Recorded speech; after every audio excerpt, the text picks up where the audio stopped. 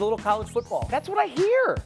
It's the word on the street. It's right around the corner, as a matter of fact. 44 days from today Wow. is the start of the 2021 college football season. August 28th is known as Week 0. Okay. Take it up with college Good football. to know. Not us. We just go by the rules. You're going to have a handful of games, but what we want to discuss is the Heisman Trophy, the old stiff arm trophy. We want to give you some of the best odds on the boards right now. If you take a look, the top 9, we're going to show the top 6, but the top 9 guys who are 20-1 or better, all quarterbacks, 3 of which find themselves in the all-initials team going into the All-American Awards for preseason. DJ, CJ, and CT. JT. Yeah, JT Daniels, who apparently doesn't get the little dots in between. Spencer Rattler from Oklahoma, second-year quarterback, is your favorite at plus 550. So here's what we want to do. There are 9 guys that are 20-1 or better. The 6 you just saw, as well as Miami quarterback D'Eriq King, USC quarterback Kedon Slovis, and Ole Miss quarterback Matt Corral. Lane Kiffin's going to get some big numbers out of him. I want long shots and I want favorites. So of the 9 guys in the top group, 20-1 or so, who do you like to win it? I like Corral and Rattler the most. I think Rattler at plus 550, there's still a little bit of value there, and it's basically the Lincoln Riley effect. Yes. I mean, look at what he's done for Baker Mayfield, for Kyler Murray, for Jalen Hurts. Now Rattler's a second year in that system, and Riley is proving to be kind of the czar of offensive college football, or czar of offense in college football, I should say. So I still think there's a little bit of value there. I do like Corral as well because Lane Kiffin is someone who will let him chuck it. We saw the massive numbers that his offensive players were putting up at Florida Atlantic. So those are the 2 I like, but I still think the favorite here with Lincoln Riley being the better coach between those 2 and Rattler being the better quarterback prospect coming into college of those 2 is the reason why I pick him. Corral will have the numbers. That won't be an issue for you. You're just going to need the wins. Right. And living in the SEC West, Alabama's there. So is a resurgent LSU team this season. Rattler has a great schedule. It's not going to be the least bit surprising if they end up winning every single game on their way to the college football playoffs. I'm going to go to the Pac-12, Kedon Slovis at 20-1. USC is going to enter the season as the favorite in the Pac-12. At worst, they're going to be tied with Oregon, who isn't on the schedule this year. The biggest date for USC is going to be on the road.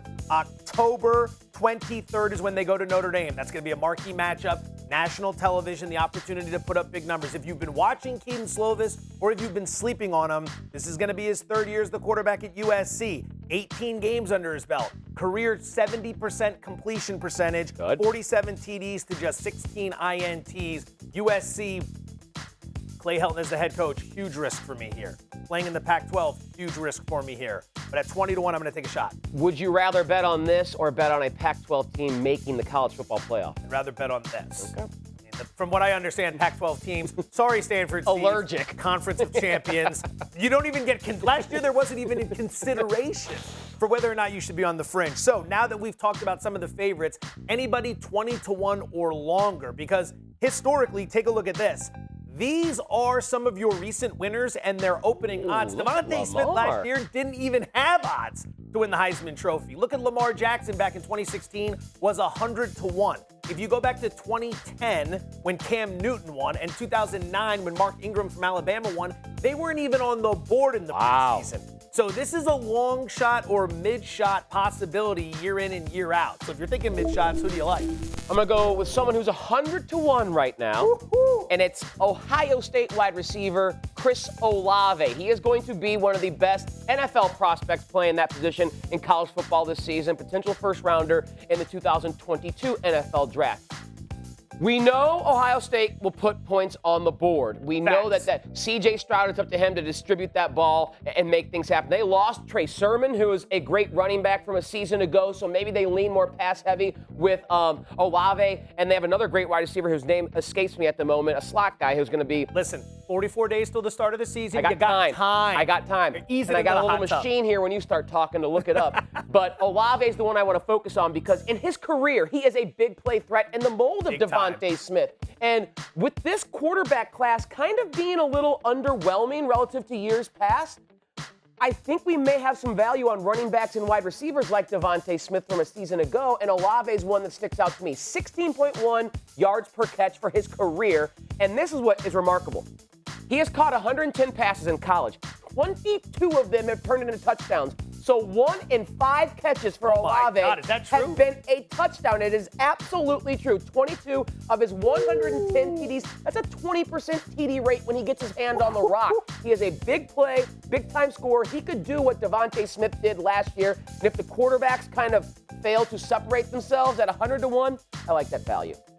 I like it a lot. A lot of people were surprised he did not go pro. And right. Ohio State is the classic, we don't rebuild, we reload. No matter who they lost, they're going to be very good. I'm going to go to the SEC, a little quarterback named Emory Jones from the University of Florida. Now, shop around here. He's 30 to 1 at Caesars William Hill, which is the sports book we use on this show. But you can find him at 50 to 1 if you look around the market. Emory Jones is going to be taking over for Kyle Trask, who was very good in this system. But Jones is a true dual threat. He's averaging 5.6 yards per carry when he's gotten on the field and when he's taken off. He's got a handful of games, 24 over the last 3 years, under his belt. Very strong arm, and he's at a very marketable university in the University of Florida, playing in the SEC. Translation, you're going to see him a lot on national television in big games. Dan Mullen's got the program headed in the right direction.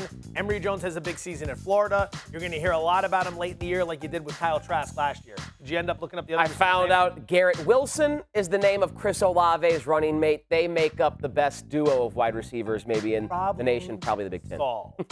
College football, 44 days from today. Thanks for watching ESPN on YouTube. For live streaming, sports, and premium content, subscribe to ESPN+.